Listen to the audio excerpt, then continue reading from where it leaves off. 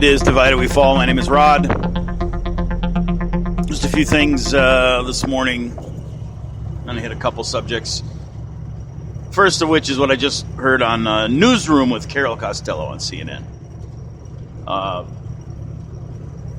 There's a report out today that there are 34 college campuses that are going to hold protests today. Students are going to walk out of class and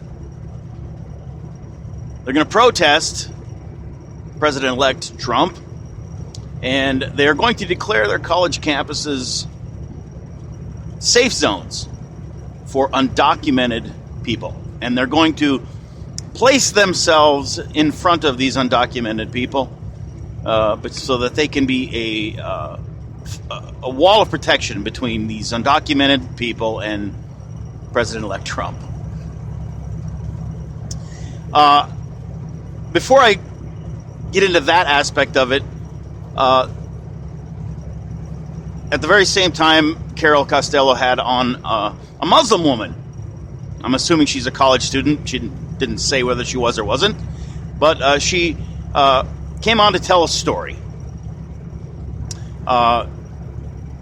She wears a hijab, a headscarf, and she is wearing it on camera. I didn't see this, of course, because I'm listening, but Carol Costello is describing this woman and talking to her about her headscarf.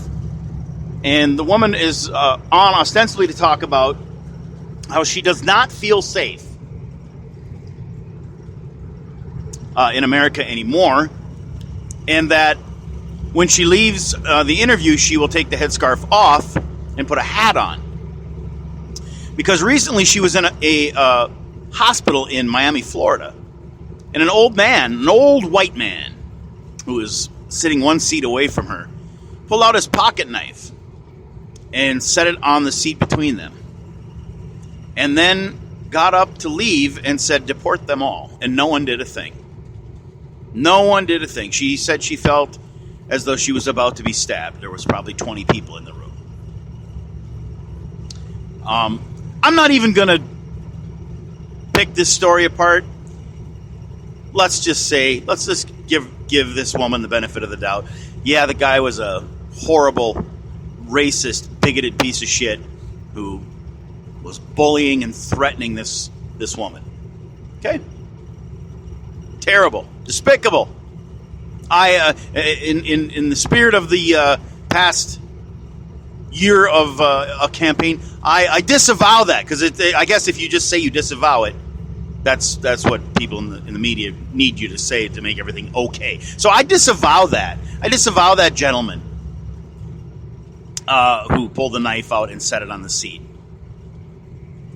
But one thing I didn't hear in this story, and one thing I didn't hear from this young Muslim woman, and as she addressed her fears about living in the United States today, she didn't bother to mention why it is that this is happening.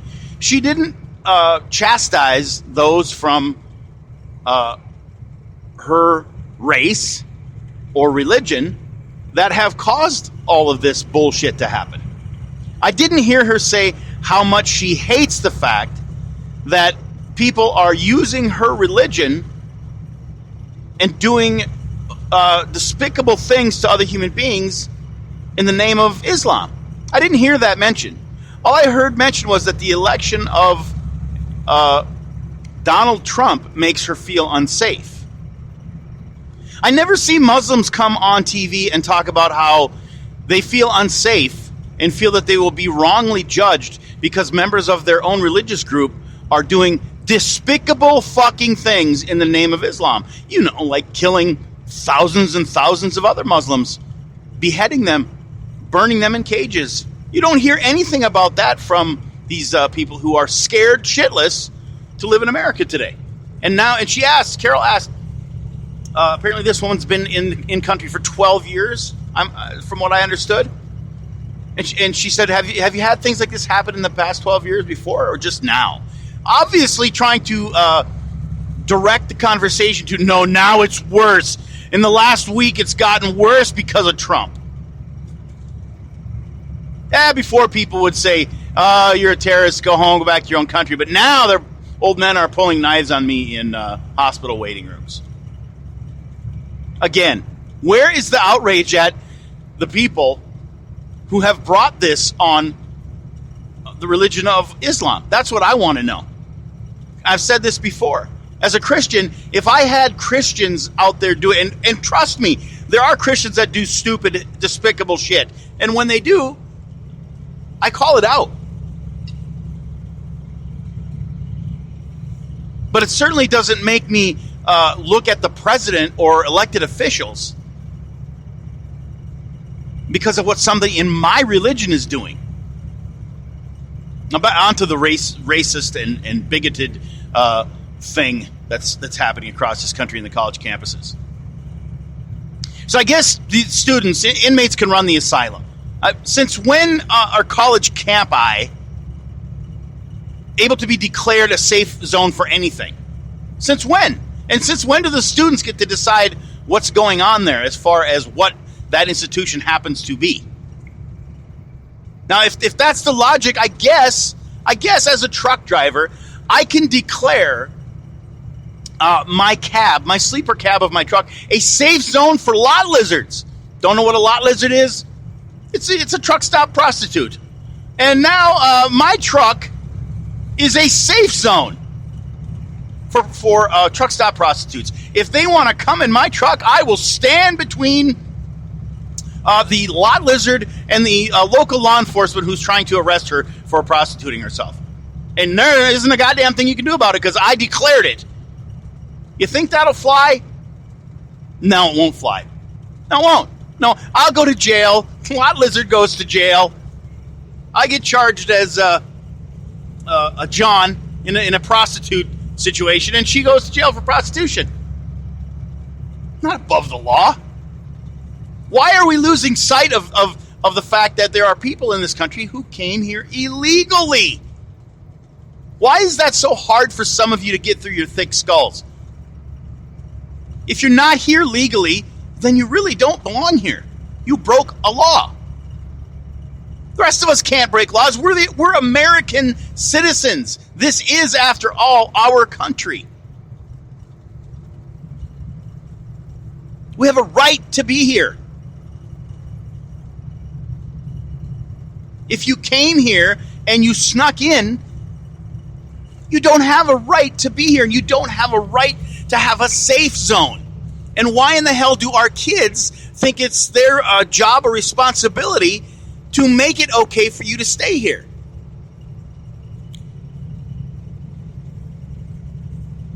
What a shitty political football this whole immigration thing is. What an absolute travesty it is that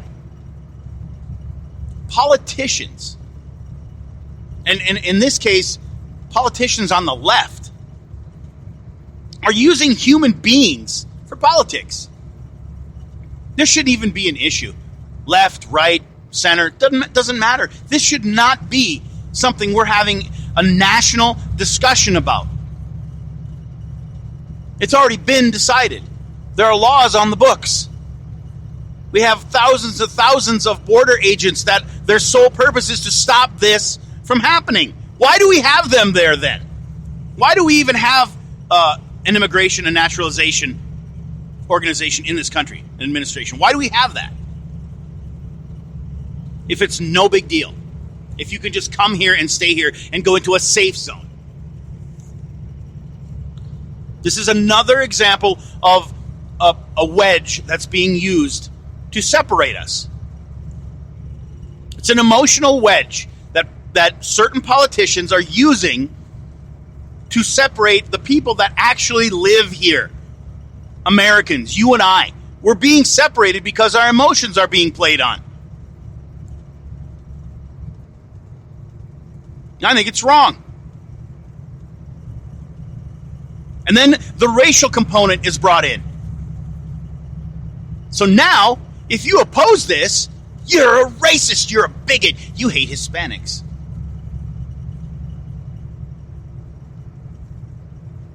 When the fact is, maybe you just believe in the rule of law. Maybe you just believe in following the law, that we all should follow the law. Maybe that's what you believe. But no, you are a racist now. You're a bad person. You're a bigot. A lot of you probably are not old enough to remember what McCarthyism is. I'm not either, but I know what it is, because I'm just old enough to have been around during the tail end of it, and I've heard it discussed enough. If you don't know what it is, go look it up, but I'll give you a brief overview. Joseph McCarthy, back when the Soviet Union was at its peak and tensions were high and communism was running amok around the world, people sought to identify who the communists were in the United States, because they felt that communists were trying to infiltrate our country and take it down from within. And at that time, accusations were leveled at people in Hollywood, people in every walk of life. He's a communist. And once you were labeled that, it was pretty hard to get out from under the weight of that label in those days. Because of the political climate back then, all someone had to do was say it, and you were fucked. You were trying to disprove that you were a communist. But if you're a secret communist, kind of hard to disprove it. And it got to the point where it was disgusting. It was being bastardized and used in a way to take down political adversaries. I don't know about you, but what I'm seeing today with the terms racist and bigot being thrown around willy-nilly, this is the new McCarthyism. It really is. It's being used. These terms are being used. Does racism exist? Absolutely. Are there bigots out there? Absolutely. Was this piece of shit in this hospital waiting room that pulled out this knife and set it on a seat as an intimidating move? Was he a piece of shit? Was he a bigot? Was he a racist? Probably. I don't know. I don't know the guy. Based on the story, if it's all true, yeah, he was. So it does exist, just like communism did exist. But that didn't mean there were communists under every rock. Just like there aren't racists under every rock. And since this election has taken place, that's all I've heard is race, race, race. Bigot, bigot, bigot. And like I said yesterday, you people out there who like to throw those words around a lot and think you see racists all over the place after this election, you really need to heed this warning. Go look at McCarthyism. At some point, if you keep it up, if you keep going down this path, if you keep falsely accusing people, your argument is going to become severely weakened.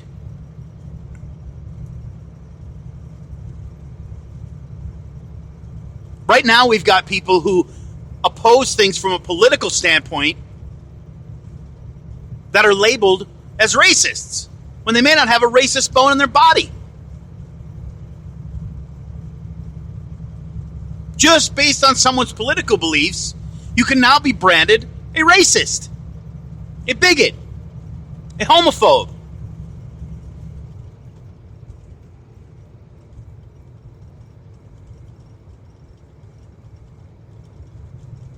This college campus thing is going to result in the same thing.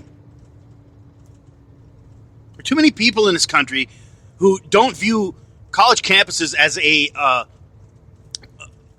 something that should be used as a political weapon